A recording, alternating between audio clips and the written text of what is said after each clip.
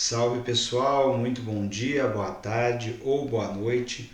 Hoje a gente dá continuidade ao estudo da crítica marxista ao modo de produção capitalista. A crítica que Marx fez e que seus seguidores fizeram ao capitalismo.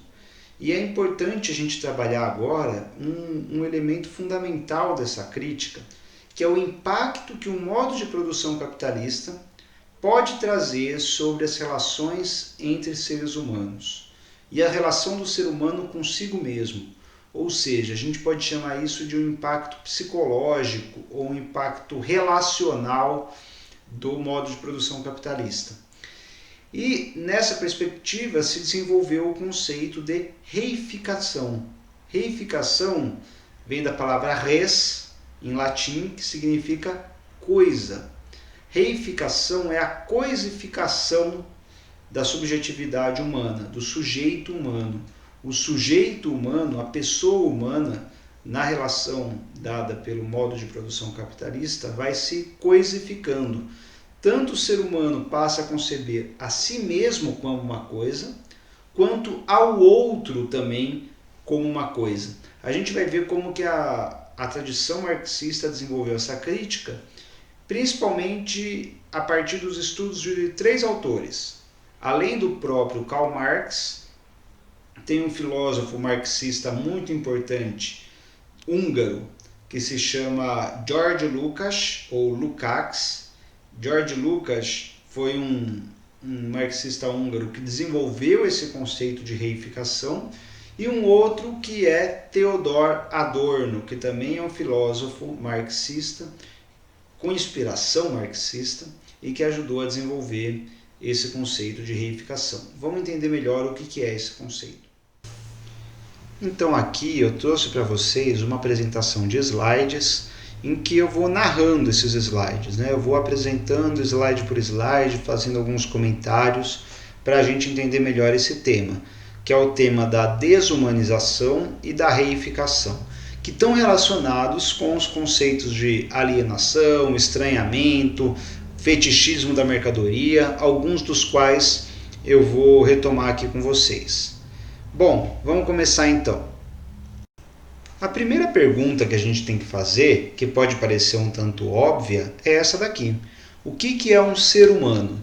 Se a gente vai falar sobre a coisificação da subjetividade humana, ou a desumanização do homem a partir do modo de produção capitalista, a gente tem que partir de uma definição ou de algum entendimento do que é um ser humano. E a definição do que é um ser humano, né, numa frase simples, o ser humano é tal coisa, é uma definição muito difícil, muito discutida na história da filosofia, inclusive. Mas a gente pode falar de alguns atributos que os seres humanos, mesmo tão diversos, eles têm em comum. Quer dizer, o ser humano ele é racional, o ser humano é dotado de sensibilidade, o ser humano é capaz de conhecer o mundo por meio do seu exercício do pensamento. O ser humano, alguns filósofos vão dizer, é capaz de se reconhecer no outro ser humano. O ser humano tem a expectativa de ser reconhecido pelo outro ser humano enquanto sujeito, enquanto alguém dotado de dignidade. Quer dizer, todos esses atributos são próprios dos seres humanos, a razão, a sensibilidade, uma dignidade natural, um desejo de ser reconhecido como um sujeito perante o outro, a disposição em agir segundo a sua própria razão, segundo o seu próprio pensamento. Tudo isso ajuda a definir o que é um ser humano. E aí a gente vai para uma outra pergunta, que é o que é uma coisa? Que também pode parecer uma pergunta banal, uma pergunta boba. Quer dizer, o que é uma coisa? A coisa é algo inanimado, ou seja, que não possui alma, que não possui subjetividade, que não possui vontade, que não possui sensibilidade. É um tanto banal, um tanto óbvio dizer tudo isso, né?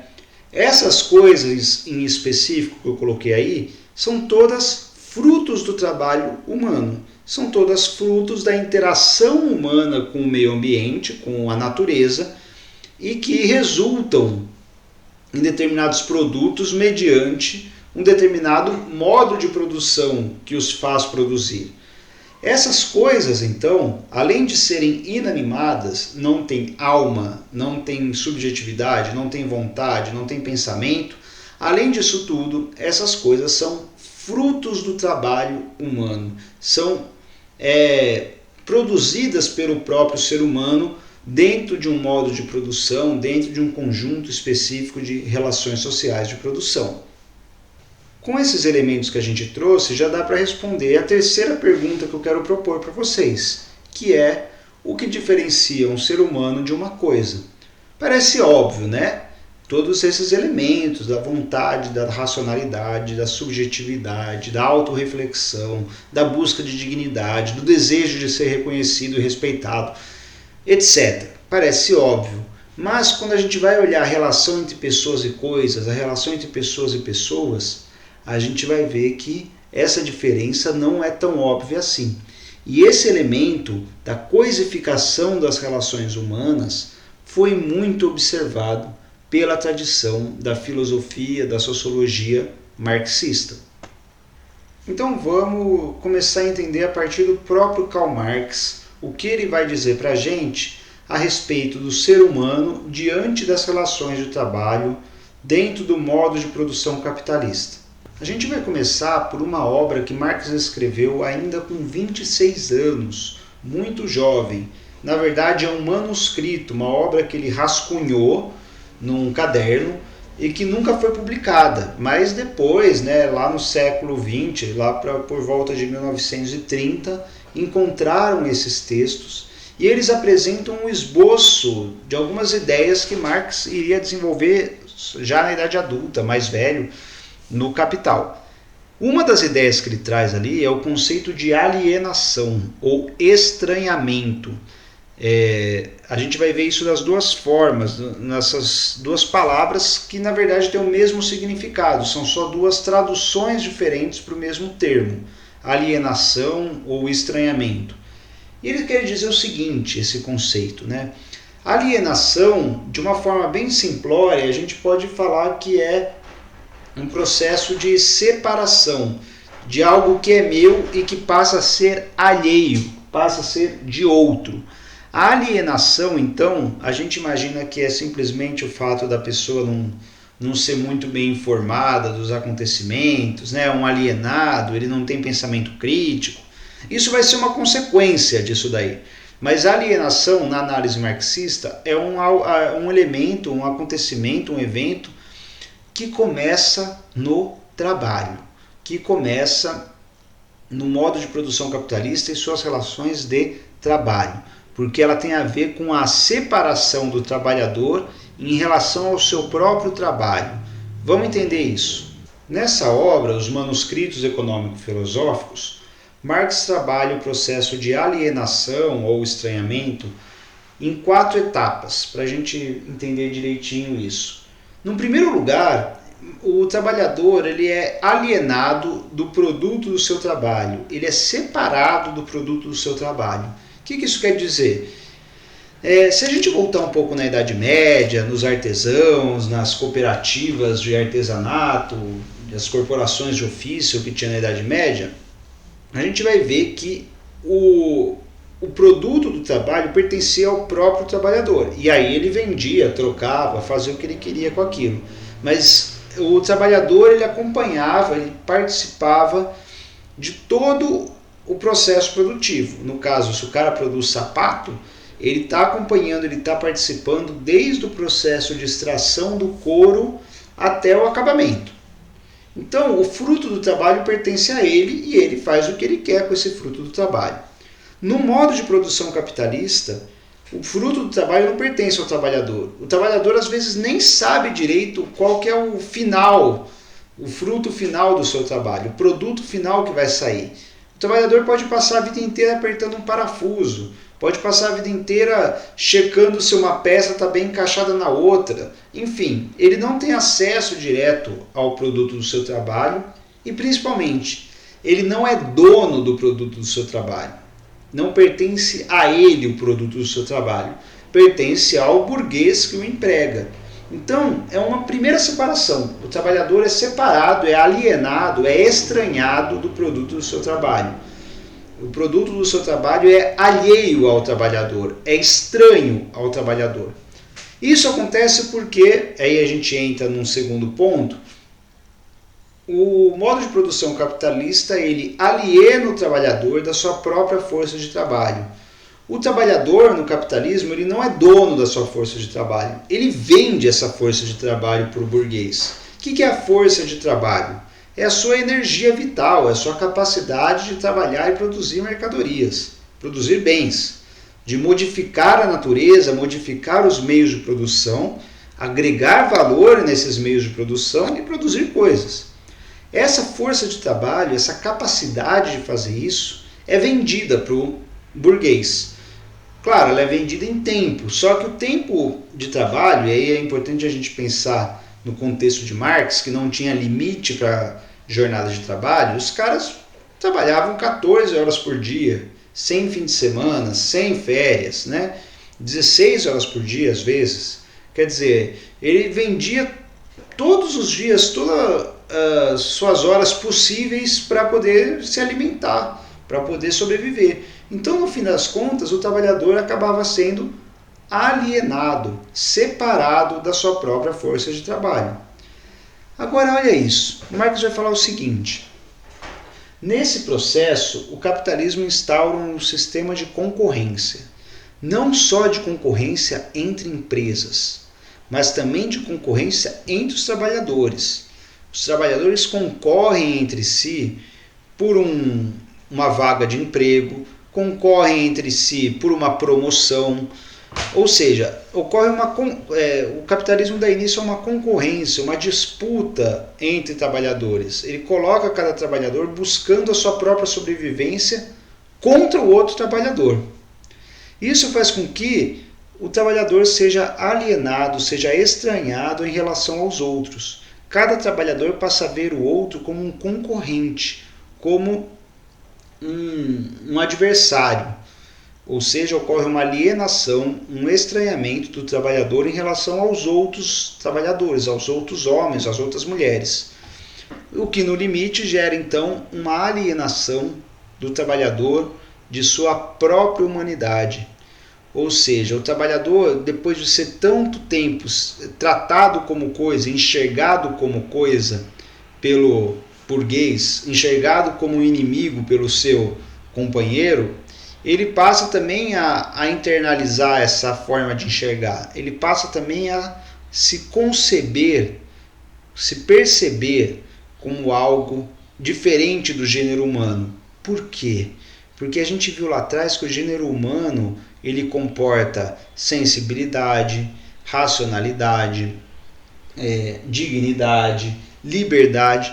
Nada disso está presente para o trabalhador. O trabalhador não é tratado como um ser sensível, porque ele é submetido a dores, é submetido a sofrimento na sua jornada. O trabalhador não é tratado como um ser racional, porque ele é colocado para fazer um trabalho repetitivo, que não exige intelecto dele, principalmente nas fábricas do século XIX, né? O trabalhador não é tratado como um ser digno, pelo contrário, ele é tratado como alguém que não precisa ter direitos. E o trabalhador não é tratado como um ser livre, pelo contrário, ele está enredado, ele está entranhado num sistema de opressão. Então, por causa disso tudo, o trabalhador acaba sendo alienado, separado do próprio gênero humano. Olha o que vai dizer Marx no seu manuscrito. Ó. Em geral, a questão de que o homem está estranhado ou alienado do seu ser genérico, ou seja, do gênero humano, quer dizer que um homem está estranhado do outro, está alienado em relação ao outro, assim como cada um deles está estranhado da essência humana. Todos eles estão separados, estão alienados da essência do ser humano. Na relação do trabalho estranhado, alienado, cada homem considera, portanto, o outro segundo o critério e relação que ele encontra, na qual ele mesmo se encontra como trabalhador. Ou seja, sendo tratado como coisa, ele passa a ver o outro também como coisa. Na obra O Capital, ele desenvolve o conceito de mais-valia, que a gente já pôde estudar, no qual ele faz a crítica do processo de extração do lucro às custas da apropriação do trabalho alheio, e também ele discute, dentre outras muitas coisas, as condições dos trabalhadores na indústria do século XIX. Então aí, por exemplo, Marx está falando no Capital como que o burguês pode fazer para aumentar o seu lucro, para ampliar a extração da mais-valia. Olha o que ele diz. Algumas técnicas que o burguês pode utilizar. Superlotar de trabalhadores locais estreitos e insalubres, ou seja, sem condições básicas de saúde, o que em linguagem capitalista significa poupar em construção, concentrar no mesmo local máquinas perigosas, ao mesmo tempo em que se negligenciam os meios de proteção contra o perigo, descurar, ignorar medidas de precaução em processos de produção que por sua natureza são insalubres ou perigosos, como em minas, por exemplo. Isto para não falar da inexistência de quaisquer medidas destinadas a humanizar, a tornar agradável ou pelo menos suportável para o trabalhador o processo de produção. Nessa imagem, por exemplo, essa figura, a gente vê uma situação que está muito presente na crítica de Karl Marx ao modo de produção capitalista. O fato de que o trabalho é degradante, o trabalho no contexto das fábricas é exaustivo, é algo que exaure, que consome o ser humano e a saúde humana de uma forma muito brutal, sem nenhum direito, pelo menos no contexto dele, e que ao mesmo tempo como é um trabalho de baixa qualificação, é um trabalho que não exige muito do intelecto, qualquer um pode fazer, desde que aprenda o movimento que tem que fazer lá para operar a máquina, qualquer um pode fazer. Como qualquer um pode fazer, você tem muitas pessoas passando fome, em condições de necessidade, precisando do seu sustento, que querem esse trabalho, porque ele não exige nenhuma capacitação especial e, ao mesmo tempo, você tem muitos desempregados, você tem muitas pessoas que não têm nenhum trabalho. Então, o Marx vai falar que o capitalismo ele precisa de um certo número de desempregados, que ele chama de exército industrial de reserva. O que é isso? É a quantidade de pessoas que estão dispostas a trabalhar, mesmo naquelas condições todas, porque não tem outra alternativa, e que não tem trabalho. Ou seja, como tem muitas pessoas nessas condições, nas grandes cidades, o burguês pode dar poucas garantias, poucos direitos, porque sempre vai ter alguém disposto a aceitar o trabalho. É isso que Marx chama de exército industrial de reserva. Esse tema da reificação foi muito estudado, como eu falei, por George Lucas e por esse senhor aí, Theodor Adorno. Ele vai discutir bastante os efeitos psicológicos da reificação, da coisificação, do tratamento do ser humano como uma coisa. E aí a pergunta, os seres humanos devem ser tratados como coisas? Não, claro.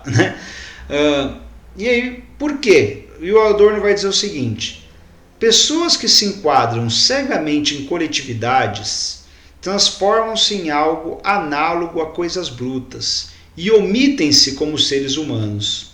Isso combina com a disposição de tratar os demais como coisas amorfas, coisas sem formas, coisas que não têm razão, não têm sensibilidade, não têm dignidade, não têm liberdade.